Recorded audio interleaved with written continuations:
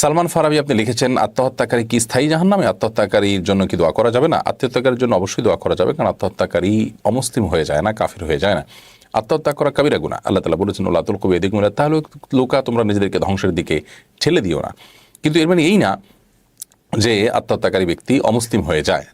যেহেতু সে মুসলিম, অতএব তার জন্য আপনি নাজাত এবং মাগফিরাতের দোয়া করতেই পারেন, বরং আরও বেশি করা উচিত, যেহেতু সে পাপ এবং অপরাধ করতে করতে দুনিয়া থেকে গেছে। এখন প্রশ্ন হলো, আত্মহত্যাকারী স্থায়ী জাহান্নামে কিনা?